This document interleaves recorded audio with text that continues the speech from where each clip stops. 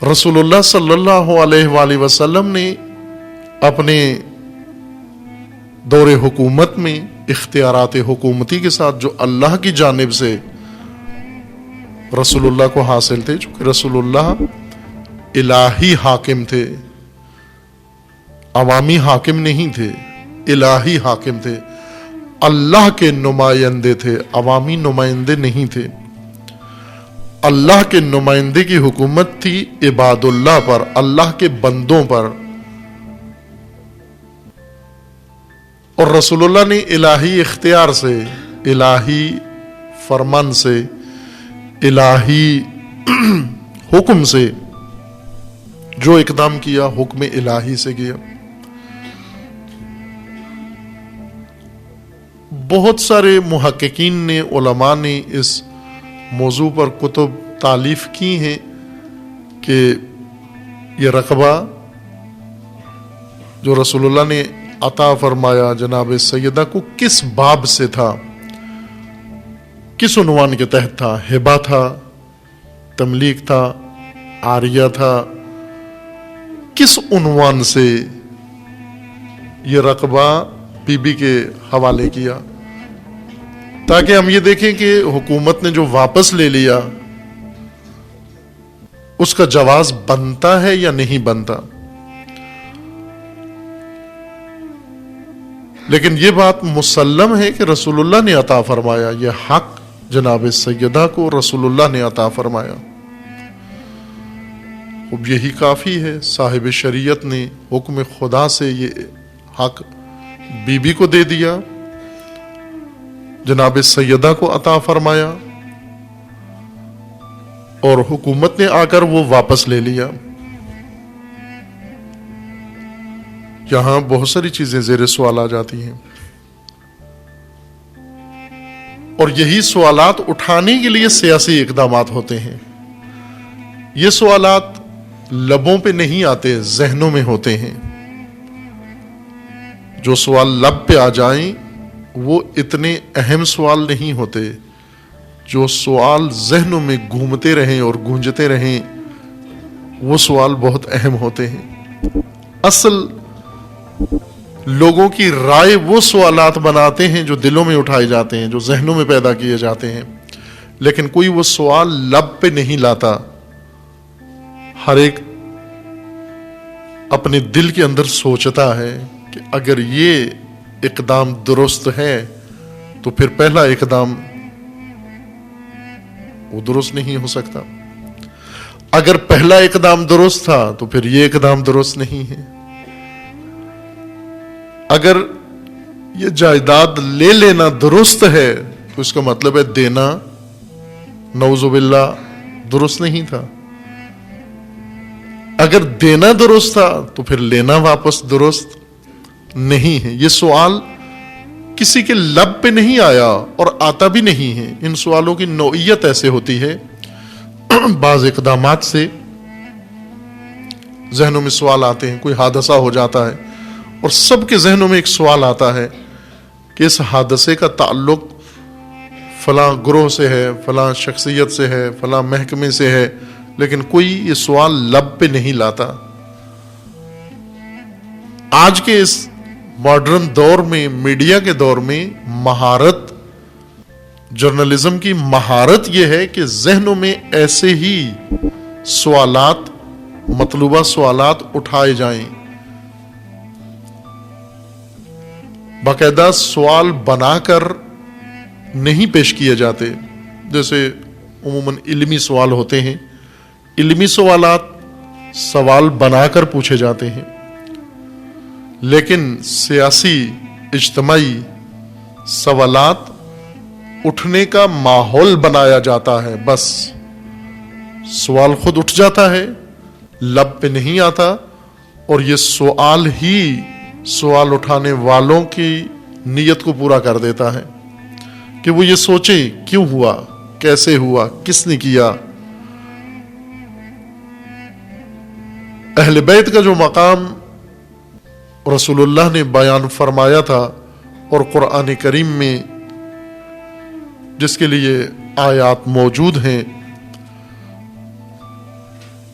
وہ مقام ہر ایک کے لیے خطر تھا. یہ نہیں ہو سکتا کہ مقبول کوئی اور ہو، محترم کوئی اور ہو، اختیار کسی اور کے پاس ہو. خصوصاً زیرک سیاستدان، چالاک سیاستدان،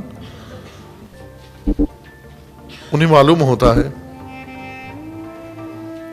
کہ جب تک رقیب لوگوں کی نگاہوں سے گر نہ جائے خطرہ ٹلتا نہیں ہے، منڈلاتا رہتا ہے. پس اس فیصلے کے پیچھے ایک سیاسی تدبیر کار فرما تھی. معاملہ فقط جائیداد کا نہیں تھا، دونوں طرف سے، نہ حکومت کی جانب سے اور نہ جناب سیدہ کی جانب سے. اگرچہ سامنے موضوع جائیداد ہی تھا، لیکن نہ حکومت اس کے جائیداد ہونے میں دلچسپی تھی اور نہ جناب سیدہ کو بے حیثیت جائیداد وہ رقبہ مطلوب تھا، یا حساسیت جناب سیدہ کی فقط اس کے جائیداد ہونے کے متعلق تھی. چونکہ بہت واضح تھا کہ اصل ماجرا اور ہے، اس لیے جناب سیدہ نے اس فرصت کو غنیمت جانا. بی بی نے فرصت جانی، مصیبت کو فرصت میں بدل دیا، مشکل کو فرصت میں بدل دیا، تدبیر کے مقابلے میں تدبیر استعمال کی، سیاست کے مقابلے میں سیاست ہوئی. ایک فرمان جاری ہوا امیر المومنین کے فرمان کے مطابق. امیر المومنین فرماتے ہیں کہ آسمان کے سائے تلے ہمارے پاس اس زمین کے اوپر درآمد کا یہی ایک ذریعہ تھا. آسمان کے سائے تلے درآمد کا ایک ذریعہ تھا. یہ معافی ایدینا، ہمارے ہاتھ میں یہی ایک چیز تھی. اب میں اس کا ترجمہ درآمد کر رہا ہوں، یعنی ہمارے ہاتھ میں یہی ایک چیز، ٹکڑا زمین تھی بس. اس کے علاوہ اہل بیت کے پاس کوئی اور ملکیتی زمین اس وقت نہیں تھی. گھر تھا اور یہ فدق، لیکن باقی لوگوں کے پاس بہت کچھ تھا. مدینہ میں بہت کچھ تھا، مکہ میں بہت کچھ تھا، اور مفتوحہ علاقوں میں بہت کچھ تھا. کچھ رسول اللہ نے انہیں دیا ہوا تھا، کچھ خود سے انہوں نے لے لیا. باہر کیف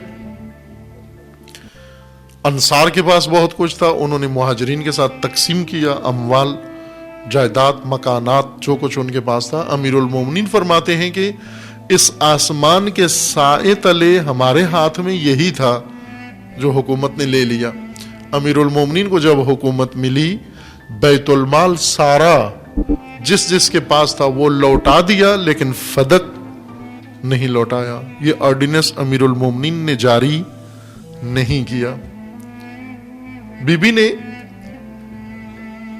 اقدام کیا، اور اس اقدام کا ایک حصہ خطبہ ہے، اس اقدام کا ایک حصہ دعوت ہے، اس اقدام کا ایک حصہ گفتگو ہے مختلف لوگوں کے ساتھ، ایک ایک شخص کے ساتھ. اس اقدام کا ایک حصہ خواتین انصار کے ساتھ گفتگو ہے. اس اقدام کا ایک حصہ قبر نبی پہ جا کر عزاداری ہے. اسی اقدام کا ایک حصہ تھا. یہ سب تدبیر تھی سیدہ کی، اور اسی اقدام و تدبیر کا ایک حصہ وصیت ہے اپنے کفن و دفن کے بارے میں جناب سیدہ کی. یہ سب اس تدبیر کا حصہ ہے. اس وقت ہمارے مد نظر خطبہ ہے کہ اس پوری تدبیر میں ایک اہم اقدام و مرحلہ خطبہ ہے.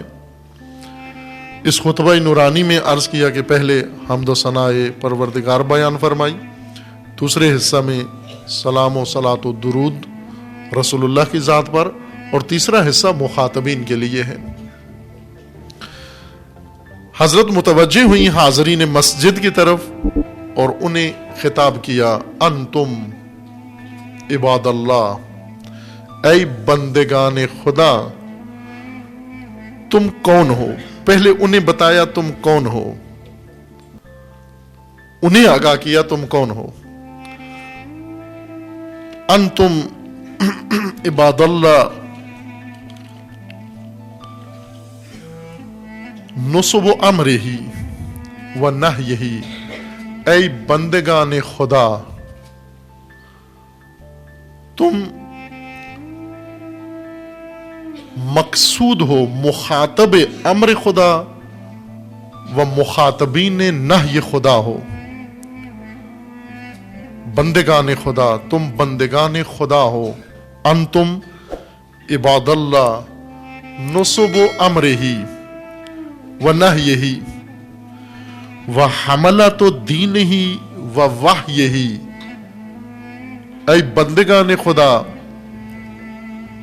تم حامل دین خدا اور حاملین وحی خدا ہو۔ و اے بندگان خدا، تم امناء اللہ علی انفسکم، تم امین خدا ہو آپس میں، اپنے نفوس پر اور آپس میں ایک دوسرے کی نسبت۔ میں دو معنی کر رہا ہوں، بعد میں عرض کروں گا فرق ان کا۔ آپس میں ایک دوسرے کی نسبت اور اپنے نفوس پر تم امین ہو اللہ کے۔ وَبُلَغَاؤُهُ إِلَى الْأُمَمِ، اور تم مبلغین پیغام خدا ہو باقی امتوں کے لیے۔ پھر اس کے بعد فرمایا کہ زعیم حق لہ فیکم وعہد قدمہ الیکم وبقیۃ استخلفها علیکم کتاب اللہ الناطق